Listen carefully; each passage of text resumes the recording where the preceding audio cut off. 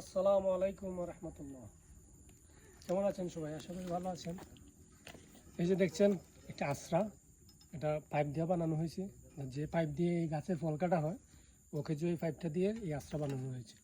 এই আশ্রার কাজ হচ্ছে, এই যে দেখুন গাছের গুঁড়ির মধ্যে কত ময়লা, এই যে ফলগুলো পাকলে পরে যে বিচিগুলো পড়ে, এই বিচিগুলো এই গাছের গুঁড়ির মধ্যে পড়ে। তখন এই বিচিগুলো কুটতে হয়। এই ময়লাগুলো থাকলে তো আর কুটা সম্ভব হয় না, কষ্ট হয়ে যায়, বা অনেক সময় কাঁটা থাকে, এই কাঁটা ঢুকে যেতে পারে। যার কারণে এই আশ্রা দিয়ে এগুলো পরিষ্কার করতে হয়। এগুলো পরিষ্কার করলে পরে অনেক সুন্দর হয়।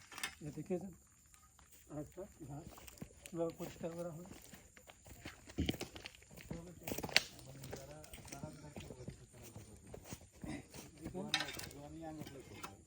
এই যে দেখেন গাছটা গুঁড়ি কীভাবে পরিষ্কার করা হয়েছে। এভাবে সবগুলা গাছের গুঁড়ি পরিষ্কার করতে হয়। এই যে দেখছেন বিচিগুলা এভাবে এভাবে বিচিগুলা ফল থেকে যখন ঝরে পড়ে, এই বিচিগুলা সংগ্রহ করে বস্তার মধ্যে রাখতে হয়। এবার আমি ওই গাছের গুঁড়িটা পরিষ্কার করবো।